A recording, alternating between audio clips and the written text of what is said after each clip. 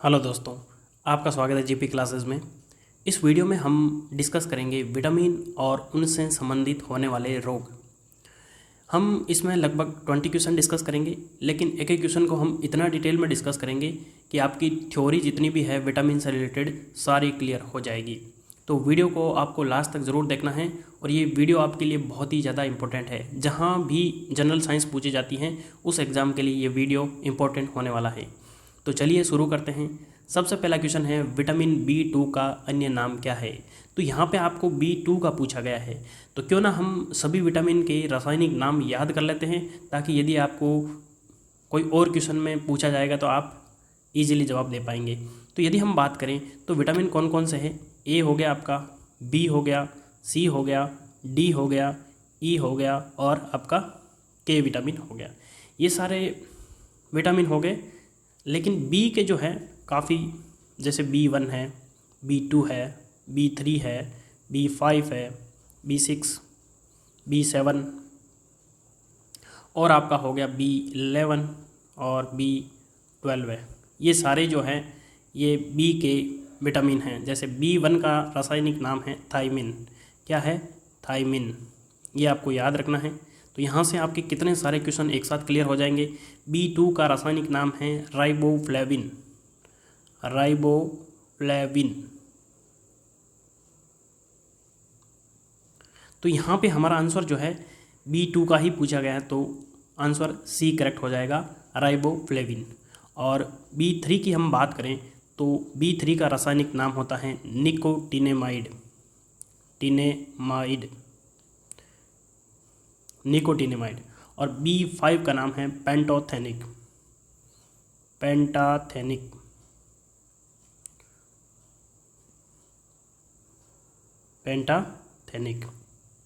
ये एक वीडियो आप देख लेंगे ना, तो आपका जो है विटामिन से रिलेटेड कोई क्वेश्चन कभी गलत नहीं होगा। देखिए पेंटा यानी कि 5, तो यहाँ से B5 ये ऐसे याद हो जाएगा। B6 का नाम है पाइरिडॉक्सिन।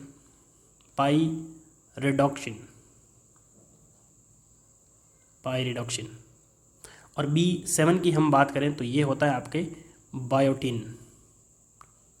क्या होता है? बायोटिन। और B11 की बात करें तो फॉलिक एसिड।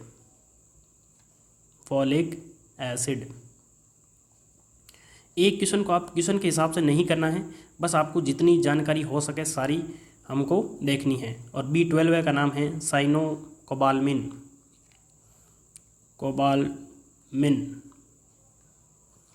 ये नाम आपको याद होना ही चाहिए, ये एग्ज़ाम में बहुत बार पूछा जाता है। अब हम बात करते हैं विटामिन ए का रासायनिक नाम क्या होता है। तो ए की बात करें तो ए का रासायनिक नाम होता है रेटिनॉल। क्या होता है? रेटिनॉल। बी, यदि आपको सिंपली बी पूछे तो आपको B1 का नाम बताना है, थायमिन। और सी का रासायनिक नाम होता है एस्कॉर्बिक एसिड। एस्कॉर्बिक अम्ल। और डी का रासायनिक नाम होता है कैल्सीफेरॉल। देखिए हड्डियों में क्या पाया जाता है? कैल्शियम। तो इसमें कैल्सी नाम आ रहा है, तो यानी कि ये कैल्शियम से रिलेटेड है। तो डी की कमी से कैल्शियम में कमी आ जाती है। और यदि आपको पूछे ई का रासायनिक नाम क्या है तो टोकोफेरॉल। क्या है? टोकोफेरॉल।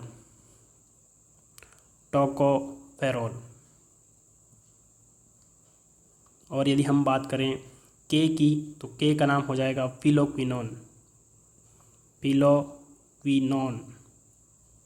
2-3 बार याद करोगे तो आपको इजीली याद हो जाएगा। तो मुझे उम्मीद है कि यहाँ पे आपके सारे रासायनिक नाम क्लियर हो गए होंगे। नेक्स्ट क्वेश्चन देखते हैं। यहाँ पे आपको सूची 1 और सूची 2 को मैच करना है।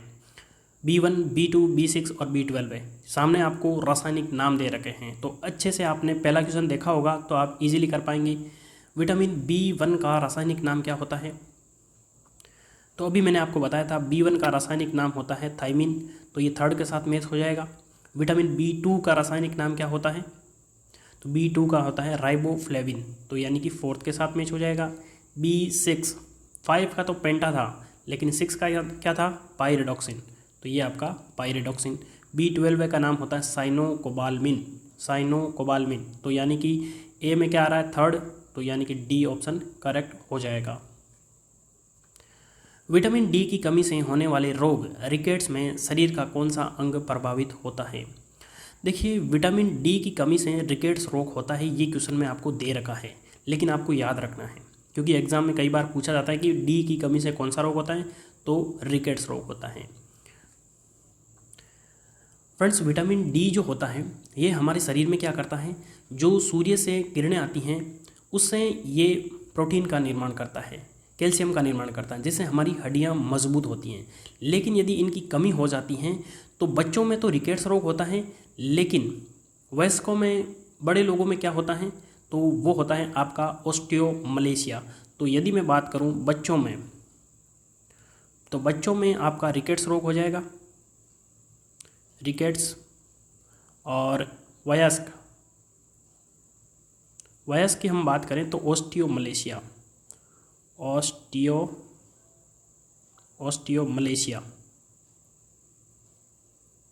मलेशिया, ये नाम आपको याद रखना है। ये विटामिन डी की कमी से होते हैं।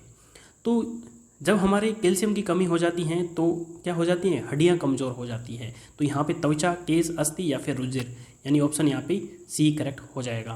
तो यहाँ पे डी की बात पूछी गई है, तो हम क्यों ना सारे जो है, विटामिन ए की कमी से रतौंधी रोग होता है, रतौंधी, और विटामिन बी की कमी से बेरी रोग होता है, बेरी, और विटामिन सी की कमी से स्कर्वी रोग होता है, डी की कमी से रिकेट्स रोग होता है, और ई की कमी से नपुंसकता, और विटामिन एक के होता है जिसकी कमी से रक्त का थक्का नहीं बनता है।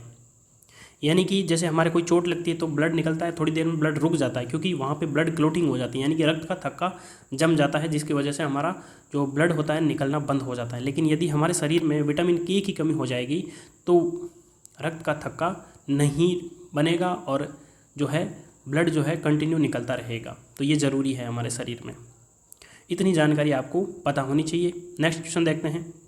फ्रेंड्स, यदि आपको वीडियो पसंद आ रहा है ना, वीडियो को लाइक ज़रूर करें। विटामिन B12 में कोबाल्ट की मौजूदगी को सर्वप्रथम किसके द्वारा सिद्ध किया गया था? बोरेक्स बीड परीक्षण, सोडियम नाइट्रोक्लोराइड परीक्षण, हाइड्रोलिसिस परीक्षण या फिर स्पेक्ट्रोस्कोपी।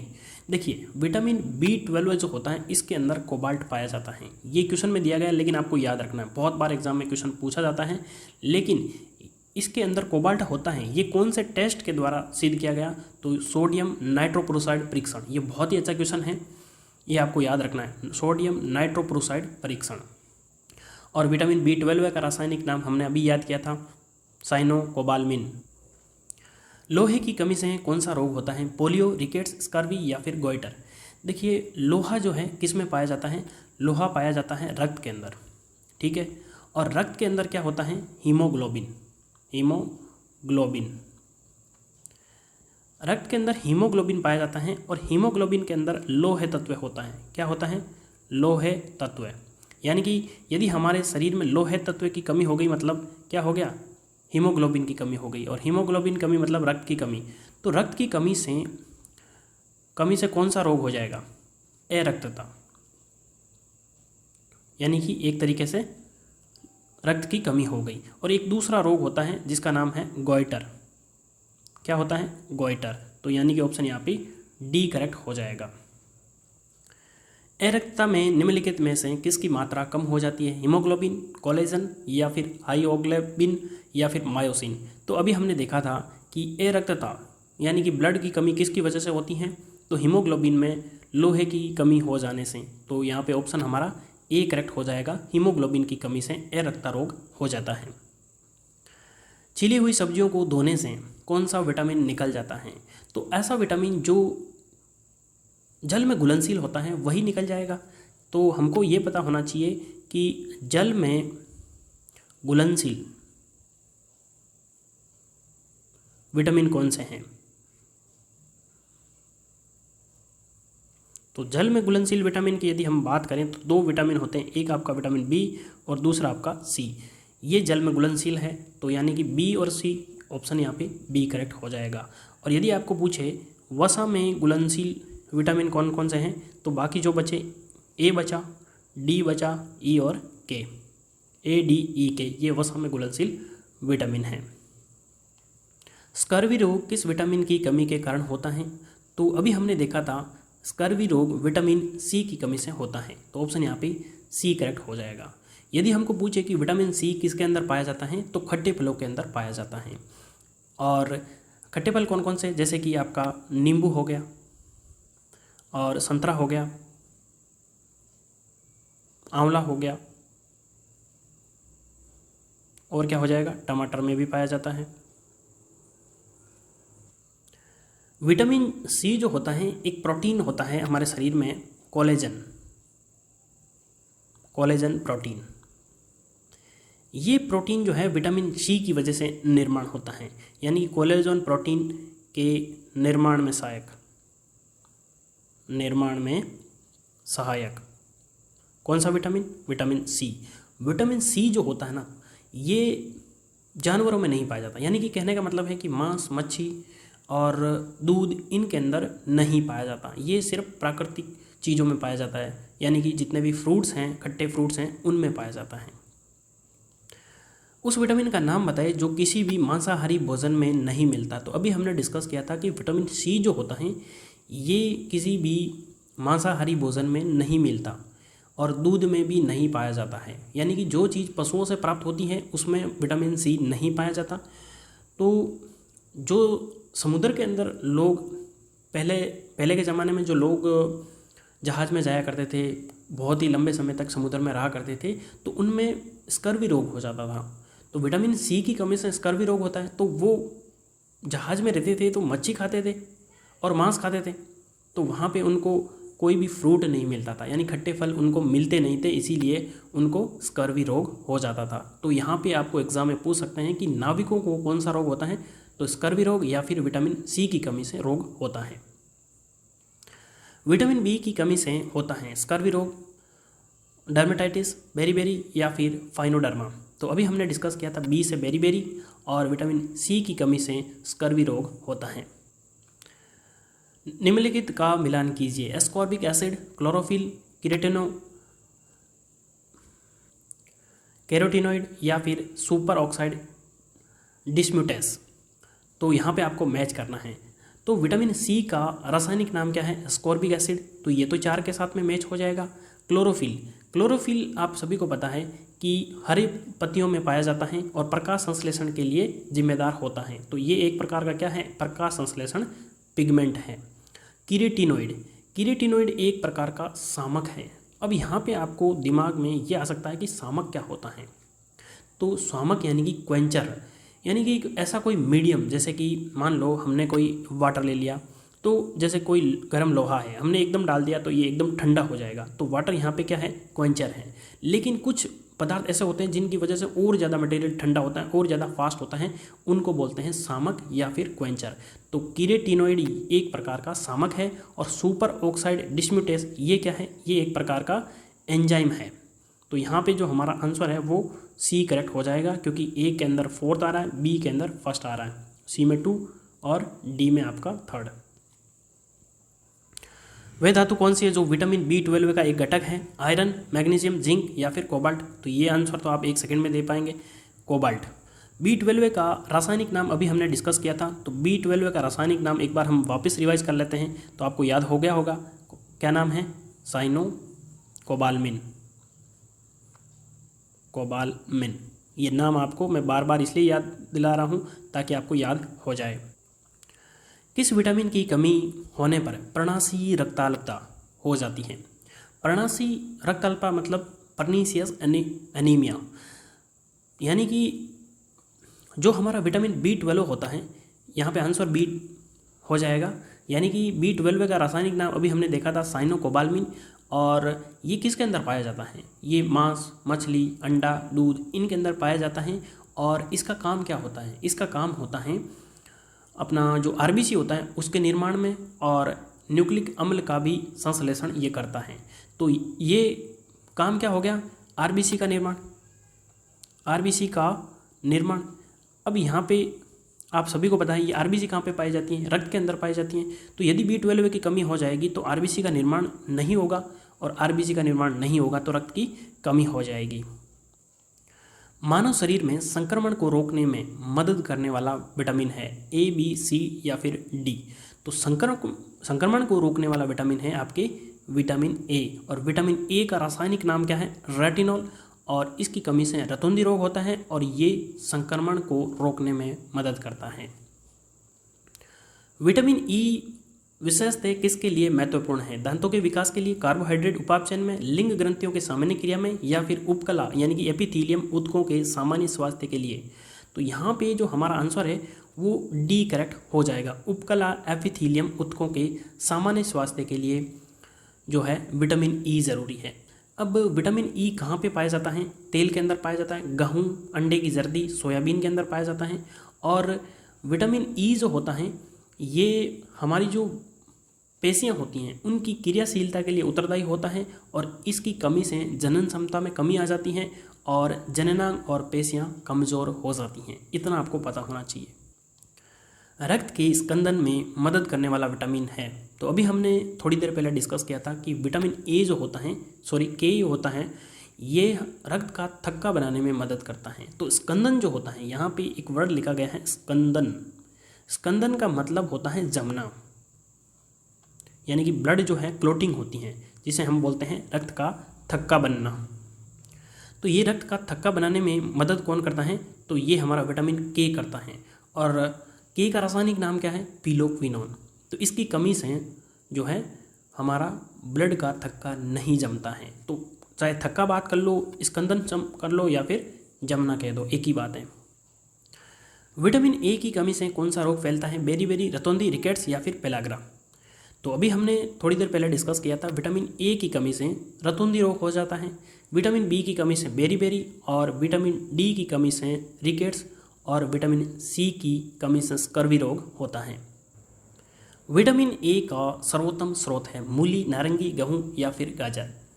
तो यहाँ पे हमारा आंसर D करेक्ट हो जाएगा। विटामिन A जो है वो गाजर के अंदर पाया जाता है। और अभी हमने बात की थी कि विटामिन A जो है उसकी कमी से एक तो संक्रमण रोकने में मदद करता है, और विटामिन A की कमी से रतौंधी रोग हो जाता है। रतौंधी रोग कहाँ पे होता है, आँखों के अंदर, यानी कि रात में जो दिखाई नहीं देता है उसे हम बोलते हैं रतौंधी रोग। तो विटामिन जो A है गाजर के अंदर पाया जाता है, इसीलिए आपको बोला जाता है कि गाजर खाया करो ताकि आपकी आँखें अच्छी रहे। फ्रेंड्स, यदि आपको वीडियो पसंद आ रहा है तो वीडियो को लाइक ज़रूर करें, दोस्तों को शेयर ज़रूर करें, और नए हैं तो सब्सक्राइब ज़रूर करें। कौन सा विटामिन प्रतिरक्षा प्रदान करता है, K, A, C या फिर E। अभी हमने बात की थी कि जो विटामिन A होता है ये संक्रमण को रोकने में मदद करता है। तो संक्रमण रोकना या फिर प्रतिरक्षा प्रदान करना एक ही बात है, तो ऑप्शन यहाँ पे B करेक्ट हो जाएगा। साइट्रिक एसिड मुक्त रूप से किस में होता है, तो साइट्रिक यानी कि खट्टे फलों के अंदर जो है विटामिन C पाया जाता है। तो विटामिन C किसके अंदर पाया जाता है, तो विटामिन C नींबू के अंदर पाया जाता है।